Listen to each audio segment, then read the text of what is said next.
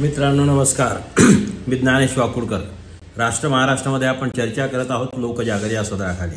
निवडणुका झाल्या, महाराष्ट्राचा धक्कादायक निकाल लागला आणि कुणाचाही विश्वास बसणार नाही अशासारखी परिस्थिती निर्माण झाली. जर एवढी मोठी लाट होती, लाट म्हणण्यापेक्षा ही सुनामी होती असं म्हणूया. आणि सुनामी होती तर एवढा पता असा कुणालाही का लागला नाही, हा सगळ्यांना विषय म्हणजे मोठा चिंतेचा विषय सगळ्यांसाठी. मलाही काही कळत नाही. असो, पण महत्त्वाची गोष्ट कशी आहे की त्या EVMमध्ये काय गडबडी झाल्या, EVMमध्ये मशीनमध्ये गडबडी होतात किंवा नाही हा मुद्दा महत्त्वाचा नाही. महत्त्वाचा मुद्दा हा आहे की ती यंत्रणा वापरणारा माणूस इमानदार आहे की चोर आहे, गुंड आहे की सज्जन आहे, हा महत्त्वाचा प्रश्न आहे. आणि त्यामुळे सध्याचे राज्यकर्ते जे आहेत, मोदी असो, शहा असो किंवा देवेंद्र फडणवीस असो, यांची कार्यपद्धती काय आहे हे आपल्याला समजून घ्यावं लागेल.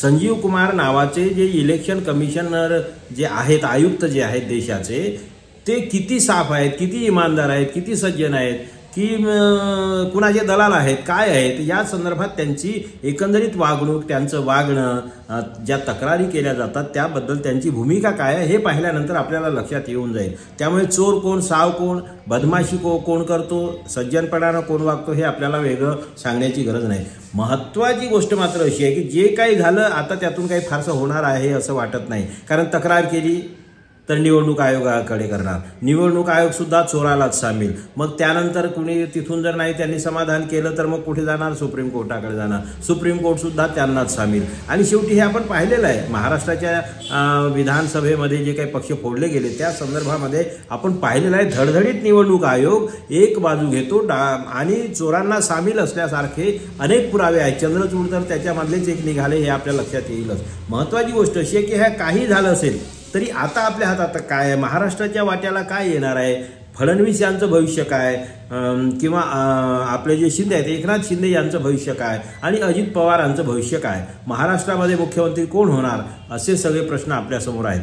पण फडणवीसांचं काय व्हायचं ते म्हणजे अमित शहा, नरेंद्र मोदी आणि मोहन भागवत यांचे संबंध कसे आहेत. आता मोहन भागवत किंवा संघ कोणती भूमिका घेतो यावर फडणवीसांचं भवितव्य अवलंबून आहे. पण त्याहीपेक्षा सगळ्यांना चिंता किंवा सगळ्यांच्या मनात जो प्रश्न निर्माण झालेला आहे तो असा आहे की एकनाथ शिंदे यांचं भवितव्य काय. एकनाथ शिंदे मुख्यमंत्री होणार का पुन्हा, की फडणवीस मुख्यमंत्री होणार. अजित पवारांची इच्छा होती मुख्यमंत्री बनण्याची, तर त्यांना कुठे संधी मिळेल का, त्यांना काही चान्स आहे का.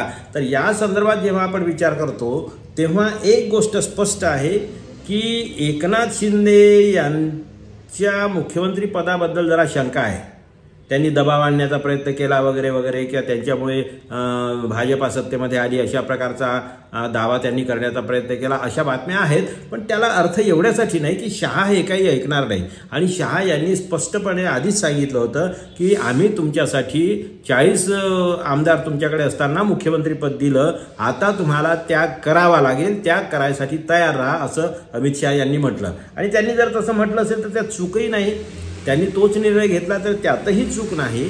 आणि शिंदे यांना मुख्यमंत्री करायचं नाही जर त्यांनी ठरवलं असेल तर त्यांना कुणी अडवू शकत नाही. शिंदे यांची ताकद नाही, अजित पवारांची तर मुळीच ताकद नाही. राहिला प्रश्न फडणवीस मुख्यमंत्री होतात की आणखी कोणी होतात, तर तो कोणीही होऊ शकतो. कारण ते अमित शहा यांच्या मनात काय आहे, आले अमित शहांच्या मनात तेथे कोणाचे चालेना, अशी सगळी परिस्थिती आहे. पण महत्त्वाची गोष्ट मग शिंदेंच्या संदर्भामध्ये एक गोष्ट आपण लक्षात घेतली पाहिजे. हा शिंदेवरती अन्याय आहे का, शिंदे काही वेगळं काही करू शकतात का, तर या बाबतीमध्ये मुळीही शक्यता नाही. याचं कारण असं की शिंदे हे काही सेनापती नाही आहेत. शिंदे हे काही सेनापती नाहीत किंवा त्यांना सेनापती म्हणून बोलावलंही नाही. शिंदे हे एक प्यादा आहे. शिंदे हे एक प्यादा आहे. शिंदे हे एक शिकार आहे. दुसऱ्याच्या शेतामधून घेऊन किंवा रानामधून कुठल्या तरी रानामधून एखादी शिकार पकडून आणावी तशासारखी शिंदे यांची शिकार अमित शहा आणि यांनी मोदींनी केलेली आहे. अजित पवारांचीही तशी शिकार केलेली आहे. म्हणजे दुसऱ्याच्या शेतामधून किंवा दुसऱ्याच्या पोल्ट्री फार्ममधून चोरून आणलेल्या ह्या कोंबड्या आहेत. आणि एक गोष्ट लक्षात घ्या की शिंदेंचं काय होणार, अजित पवारांचं काय होणार, तर सरळ सरळ नियम आहे, निसर्गाचाच नियम आहे किंवा व्यवहारच म्हणूया, जगाचाच कायदा आहे तो की चोरून आलेली कोंबडी सगळ्यात आधी कापली जाते. चोरीचा कोंबडा सर्वात आधी कापला जातो किंवा विकला जातो, कारण मग चोरी सापडू नये म्हणून. आणि त्यामुळे एकनाथ शिंदे हा जर चोरीचा कोंबडा आहे, अजित पवार हा जर चोरीचा कोंबडा आहे, तर सगळ्यात आधी त्यांचाच बळी दिला जाणार, त्यांनाच कापलं जाणार. कारण याच्यानंतर हाक ना बोंब अशासारखी परिस्थिती झाली पाहिजे, उगीच चोरी कशाला. आणि त्यामुळे तशीही एकनाथ शिंदे यांच्यासमोर तसाही काही फार मोठा पर्याय आहे किंवा तशीही काही त्यांच्यासाठी फार मोठी वेगळी संधी आहे, महान संधी वगैरे आहे हे नाही. दुसरी गोष्ट अशी, त्यांच्या अनेक फाईल्स तयार असणार, आधी ज्या तयार होत्या त्याच्यापेक्षा आणखी 100 पट फायली तयार झाल्या असणार आणि ते अनेक प्रकरणामध्ये त्यांच्या सह्यासुद्धा असणार. त्यामुळे शिंदे आता काही मारे आव आणून बिलकुल शहीद वगैरे होण्याच्या तयारीमध्ये ते लढतील, अमित शहासोबत फाईट करतील असं मुळीही नाही. त्यांनी आधी शेपट्या टाकलेल्या आहेत आणि हे घाबरलेले लोक आहेत. जो आदमी डरा हुआ होता है उसका जमीर पहले ही मरा हुआ होता है. तर शिंदे यांचं जमीर, शिंदे यांचा प्रामाणिकपणा, शिंदे यांची निष्ठा, शिंदे यांची अस्मिता आधीच मेलेली आहे. आणि हे मेलेल्या अस्मितेच्या सोबत हे काही म्हणजे लढू शकत नाहीत. स्वाभिमानच मेलेला आहे त्यांचा. हे लाचार लोक आहेत आणि त्याच्यामुळे शिंदे मुख्यमंत्री होण्याची शक्यता जर समजा हे होऊ शकत नाही असं मी म्हणत नाही, कारण त्यांचं जे स्टेटमेंट आलं काल, त्यांनी प्रेस कॉन्फरन्स घेतली. प्रेस कॉन्फरन्समध्ये सरळ सांगितलं की बाबा भाजपाचा मुख्यमंत्री व्हावा, आम्ही तुम्हाला साथ देऊ, आमचं काही ऑब्जेक्शन असणार नाही, मुख्यमंत्री करण्यामध्ये किंवा सरकार बनवण्यामध्ये आमची काही अडचण असणार नाही. याचा अर्थ ते बरोबरही आहे, त्याच्यात चूक नाहीच आहे. कारण 130च्या वरती जर समजा आमदार भाजपाचे आहेत आणि त्यांना 1 डझन आमदारांची फक्त गरज आहे, अशा परिस्थितीमध्ये 1-1.5 डझन आमदारांची गरज असताना भाजपानं शिंदेंना मुख्यमंत्री बनवावं, यात तसाही काही अर्थ आहे, तसंही काही लॉजिक आहे असं मलाही वाटत नाही. त्याच्यामुळे तो काही शिंदेवरती अन्याय वगैरे झाला असं काही समजता येणार नाही. आणि तसे हे फुटीरच आहेत, तसे हे मूळ पक्षाशी बेईमानी करूनच गेलेले आहेत. हां, त्यांनी आमदारकीचे राजीनामे दिले असते, त्यांनी त्यांचा पक्ष सोडून दिला असता आणि आपला स्वतःचा पक्ष स्थापन केला असता, तर मग या लोकांच्या बोलण्याला, या लोकांच्या ओरडण्याला, या लोकांच्या स्वाभिमानाला वेगळी धार आली असती. हे त्यातले नाही आहेत. ही टोळी आहे, फुटलेली टोळी आहे किंवा हे चोरलेले कोंबडेच आहेत. आणि त्यामुळे चोरलेले कोंबडे मी आधी सांगितल्याप्रमाणे ते केव्हाही कटू शकतात, सगळ्यात आधी कटू शकतात आणि त्यामुळे त्यांचा गेम होणारच आहे. आणि मग अशा परिस्थितीमध्ये शिंदेंच्या समोर काय ऑप्शन राहतात? एकतर ते मुख्यमंत्री आहेत, पुन्हा मुख्यमंत्री होणार नाहीत समजा, मग उपमुख्यमंत्री होतील का? उपमुख्यमंत्री होणं त्यांना मान्य आहे का? म्हणजे डिमोशन करून घेतील का? किंवा मग त्यांना केंद्रामध्ये मंत्रिपद दिलं जाईल का? ती शक्यता सुद्धा नाकारता येत नाही. किंवा त्यांना राजकारणामधून बाद करायचं असेल तर त्यांना राज्यपाल केलं जाईल का? हा सुद्धा त्यांच्यासाठी महत्त्वाचा मुद्दा आहे. किंवा मग शिंदे असं बाहेरून काही समर्थन देऊन ते आपलं नाटक करू शकतील का, जसं फडणवीसांनी करण्याचा प्रयत्न केला. तर ते बाहेरून पाठिंबा वगैरे सरकारमध्ये सामील न होणं वगैरे हे काही शक्य नाही आहे. कारण त्याच्यासाठी कणा लागतो, त्याच्यासाठी स्वाभिमान लागतो. आणि मी आधीच सांगितलं की या लोकांचा स्वाभिमान आधीच यांनी गहाण टाकलेला आहे. हे विकलेले लोक आहेत, विकाऊ लोक आहेत, स्वार्थासाठी, पैशासाठी आणि प्रामुख्यानं ईडी CBIच्या ज्या काही म्हणजे यांनी जी काही आधी पापं केलेली आहेत त्या पापाचे भोग आपल्या वाट्याला येऊ नये, आपल्या गळ्यामध्ये फास पडू नये आणि तो वाचवण्यासाठी या लोकांनी संघाच्या किंवा मोदी शहा यांच्या चड्ड्या धुवायचं मान्य केलेलं आहे. अंधारामध्ये हे काय काय करत असतील माहीत नाही. आणि इकडे मात्र काही आव आणत असले तर हे अंधारामध्ये त्यांचे गुलाम आहेत याच्याबद्दल दुमत नाही. हे महाराष्ट्रानं सगळं पाहिलेलं आहे. पण सगळ्यात महत्त्वाची गोष्ट अशी की मुख्यमंत्री कोण होतो हे जाऊ द्या, जे काय होईल ते 1-2 दिवसामध्ये कळेल. पण त्याहीपेक्षा लाडकी बहिणीचं भवितव्य काय असेल तर ही योजना लवकरच बंद होण्याची शक्यता नाकारता येत नाही. कारण अन्य कर्मचाऱ्यांचे पगार अजून झालेले नाही, त्या पगारातली रक्कम इकडे वळवून वगैरे हे सगळं नाटक करण्यात आलेलं आहे. त्यामुळे आणि काही आता कंडिशन आलेल्याच आहे, पुन्हा 5 काहीतरी कंडिशन टाकलेल्या आहेत त्यांनी की ह्या वस्तू जर तुमच्या घरामध्ये असतील तर तुम्हाला लाडकी बहीण योजना मिळणार नाही, तिचा फायदा मिळणार नाही. त्यामुळे तसंही ते बंद करण्याची जी गोष्ट आहे. पण त्याहीपेक्षा एक धक्कादायक बातमी अशी आहे की 2 दिवसापूर्वी 26 तारखेला एक पत्रक निघालं एज्युकेशन डिपार्टमेंटतर्फे आणि त्यामधून हजारो ग्रामीण भागामधल्या ज्या आदिवासी पाड्यावरती आहेत किंवा छोट्या गावामध्ये आहे जिथं गरिबांची मुलं शिकतात, ज्या मुलांना बाहेर जाऊन शिक्षण घेण्याची सोय नाही आहे, अशी जी गरिबांची मुलं शिकतात त्या ठिकाणच्या शाळा बंद करण्याचे आदेश सरकारनं काढलेले आहेत.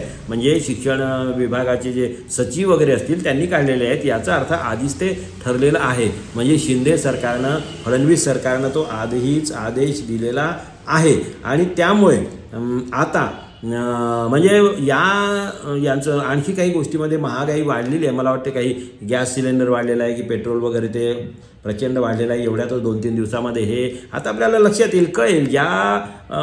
म्हणजे आमच्या इथले मतदारसुद्धा इतके अजब आहेत की त्यांना अर्थात त्यांची परिस्थिती आहे, गरिबी आहे, त्यांना 5-7 हजार जे मिळाले, पण या लोकांना विचारही करत नाहीत लोक. आणि ते शिकलेले लोक त्यामध्ये अडाणीच लोक आहेत असं मी म्हणणार नाही. त्याच्यामध्ये शिकलेले लोकसुद्धा आहेत की सरकार, अरे बाबा सरकार तुमचाच पैसा देते, तुम्हाला लुटते. पण नंतर त्यांनी किती पद्धतीनं लुटलं. त्याच्या आधी 25-30% महागाई वाढवलेली आहे.